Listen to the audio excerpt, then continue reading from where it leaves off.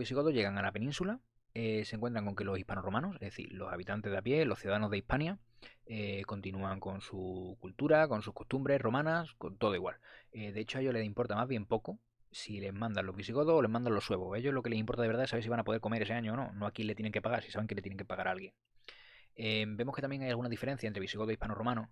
La lengua no llegó a ser un problema porque los visigodos aprendieron rápido el latín, pero las leyes, por ejemplo, sí, porque los visigodos conservaban el derecho consuetudinario, es decir, unas tradiciones, leyes no escritas basadas en las costumbres de los antepasados, ¿vale?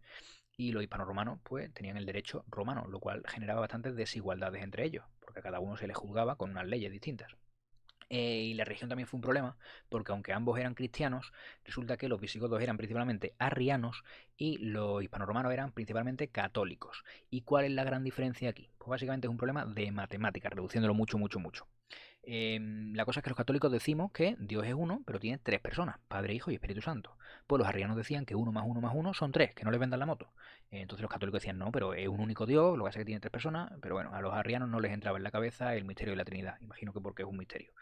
Bueno, pues esta diferencia, bueno, realmente había más diferencia entre cristianos, entre católicos y arrianos, pero bueno, esta era la principal, ¿no?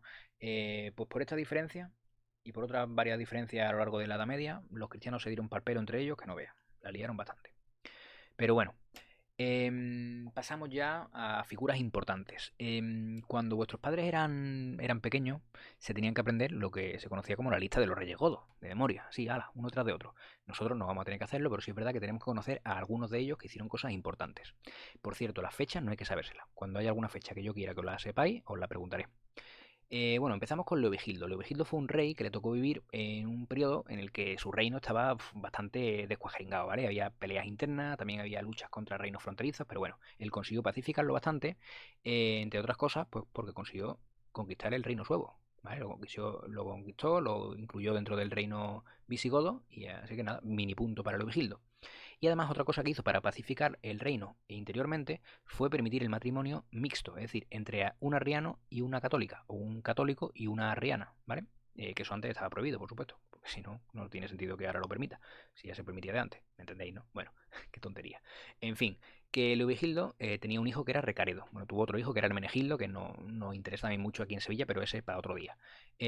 Resulta que su hijo era Recaredo y él quería que su hijo fuera el rey, pero la monarquía no era hereditaria como es ahora, sino que allí la elegían los nobles.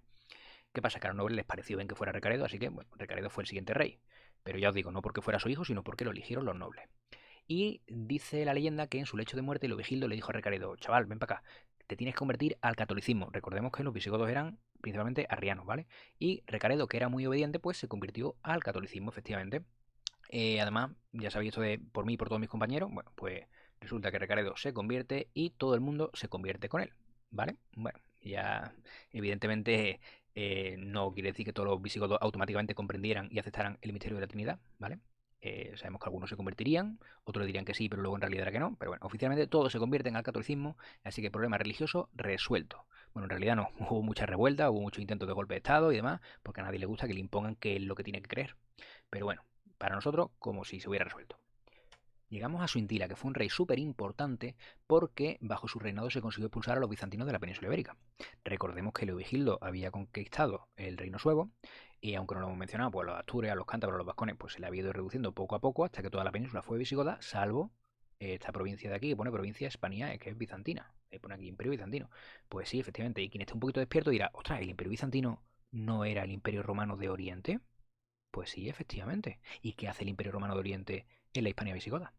Pues creo que comentamos así un poquillo de pasada en el vídeo anterior que los bizantinos, concretamente el emperador Justiniano, pues quería reunificar el Imperio Romano al completo. Entonces se puso ahí a conquistar, se fue expandiendo por África, por Italia y también hemos dicho antes en este mismo vídeo que antes de Leovigildo, pues resulta que estaba el territorio visigodo ahí bastante descuajeringado, ¿verdad? Había muchas luchas internas, muchas guerras civiles, bueno. Pues en fin, en una de estas, resulta que uno de los bandos le pide ayuda al Imperio Bizantino. Le dice, oye, por favor, ayúdame a derrotar al otro bando, que no sé cuánto. Y le dice el Imperio Bizantino, venga, vale, pero me tienes que dejar algunas tierras para que formen parte de una provincia mía, ¿vale? Y le dice, venga, vale, oye, pues que se las dejan. Y ahí se quedan los bizantinos, pues casi un siglo hasta que llega Suintila y los expulsa. Así que mini punto también para Suintila. Problema de Suintila, pues que comete un error, que fue proponer que la monarquía fuera hereditaria, es decir, como la que tenemos hoy día. Que el siguiente rey fuera su hijo y el siguiente fuera el hijo de su hijo y así para adelante. ¿Por qué quería esto? Pues porque estaba viendo que los nobles tenían demasiado poder.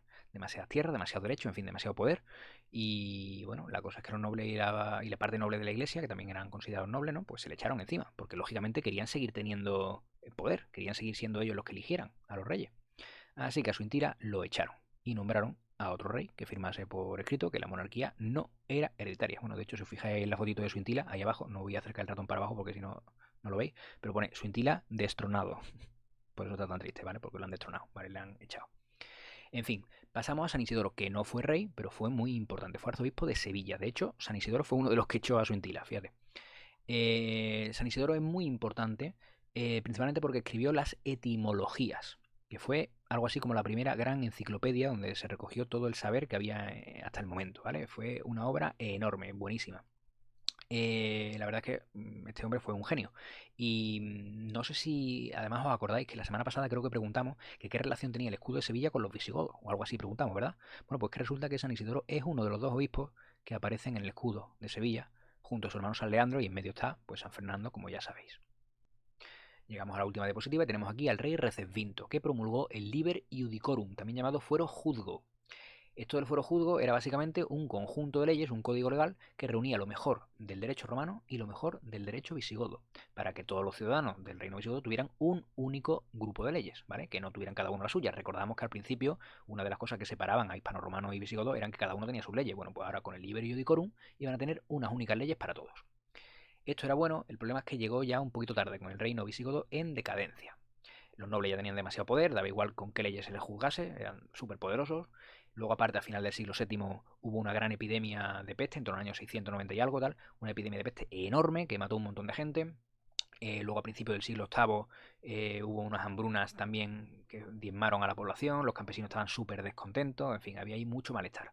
Bueno, pues en ese momento es cuando aparecen Don Rodrigo y Agila II.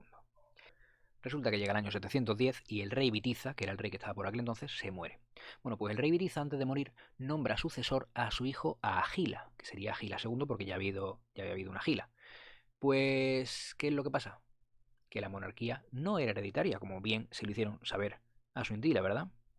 Bueno, la cosa es que los nobles a quien elegían era a don Rodrigo. Pues nada, proclamaron a don Rodrigo por un lado, Bitiza había proclamado a su hijo Agila por otro lado, entonces ven, había dos reyes, no había consenso sobre quién debía ser el nuevo rey, evidentemente no se iban a poner de acuerdo, ni iban a compartir la corona, ni muchísimo menos. Pues nada, guerra civil. ¿Qué pasó? Pues que los partidarios de Agila pidieron en secreto ayuda a los moros del norte de África. ¿Y por qué digo en secreto? Pues porque estaba prohibido por la ley pedir ayuda a ejércitos extranjeros. Recordemos lo que había pasado, por ejemplo, con los bizantinos, que habían venido a ayudar y luego no se les echaba ni con agua caliente. Por cierto, pequeño paréntesis. En los libros de texto se utilizan muchas veces como sinónimos las palabras árabe, musulmán y moro. Y no son sinónimos, ¿vale? No son lo mismo. Los moros son los habitantes del norte de África y para nada es una palabra peyorativa o despectiva, es decir, no es un insulto, ni muchísimo menos, así que por favor no lo utilicéis nunca con esa intención. Tú puedes ser moro y ser cristiano y no hay ningún problema. Moros son los habitantes del norte de África. Después tenemos a los árabes. Los árabes son las personas que provienen de Arabia o bien que pertenecen a la cultura árabe, es decir, que hablan árabe y todo eso. Alguien puede ser árabe y ser cristiano. No hay ningún problema tampoco, ¿vale? No son excluyentes. Y los musulmanes son los que siguen la religión islámica, sean de la parte del mundo que sean y tengan la cultura que tengan. Hay musulmanes en Suecia, igual que los hay en España, y aunque la mayoría son árabes, muchos no lo son. Y por supuesto tampoco tienen por qué ser moros, ¿vale? Ni muchísimo menos. Pues como decía, los partidarios de Agila II piden ayuda a los moros y los moros dicen que van para allá, que los esperen, que ahora mismo llegan. Pues nada, cuando desembarcan se corre por ahí la voz de que han llegado invasores y nada, don Rodrigo pues reúne a su ejército visigodo y ahí que se van todos al combate. Y dentro del ejército de don Rodrigo pues había tropas de Agila II, porque entendía don Rodrigo que esta gente, estos invasores, eran enemigos del reino visigodo en general y no de él en particular. Claro que él no conocía el secretillo de Agila. Pues nada, que comienza la batalla de Guadalete en el 711. Por cierto, esta fecha sí hay que saberla, es muy importante, 711, batalla de Guadalete. Y resulta que en un momento de la batalla, los seguidores de Agila se dan el piro, se largan, o peor todavía, o se quedan allí pero cambian de bando y empiezan a atacar a sus antiguos compañeros visigodos. Pues ¿qué pasó? Pues como era de esperar, ganan los moros y además don Rodrigo muere en la batalla. Bueno, pues los vencedores mandan emisarios a sus jefes que están en Damasco, al otro lado del Mediterráneo, porque en estos años el norte de África estaba bajo dominio del califato de Damasco, que era un imperio árabe, rival del imperio bizantino, y que además le estaba dando pal pelo a los bizantinos. Se estaban expandiendo un montón y le estaban comiendo la tosta. Pero bueno, la cosa es que les mandan emisarios y les cuentan que el reino visigodo porque está totalmente dividido, que es una tierra rica pero está empobrecida, ¿eh? Recordamos la peste, las malas cosechas, el descontento de la población con los gobernantes, bueno, en fin. Así que los jefes le dicen que para adelante, que esas tierras tan ricas, pues que mejor que sean del califa. Y nada, pues hay que salir la manta a la cabeza y se van a recorrer España para conquistarla en nombre del califa de Damasco. Pues ¿sabes qué? Que gran parte de la población no los ve como invasores, sino como libertadores, que peor que lo que estaban haciendo los gobernantes anteriores no lo iban a hacer. Así que en líneas generales los aceptan relativamente bien. Vamos, bueno, igual de bien que habían aceptado en el pasado a los visigodos cuando llegaron o a los vándalos cuando llegaron, ¿vale? Y realmente a ellos ya sabemos que a los ciudadanos de a pie les da igual quién mande, lo que les importa es tener algo para llevarse a la boca. En fin, que todo esto propicia que en muy pocos años toda la península pase a formar parte del califato de Damasco. Los visigodos como reino pues acaban aquí, pero la sociedad siguió siendo la misma que hace 50 años, porque igual que los visigodos cuando llegaron eran minoría, estos invasores también lo son. No nos vayamos a imaginar que ahora de repente toda España se llenó de árabes, no, no, ni mucho menos. Además, muchos de estos bereberes, de estos moros, son descendientes de los vándalos que se asentaron en el norte de África, cuando los visigodos los echaron de Hispania. Y los vándalos eran bárbaros del norte de Europa también, o sea que tenían ciertas similitudes, ¿no? Lo que puede que explique también las características físicas de uno de los personajes más importantes de Al-Ándalus, que estudiaremos un poquito más adelante, ¿vale? Eso lo cuento otro día. Bueno chicos, pues nada, un abrazo.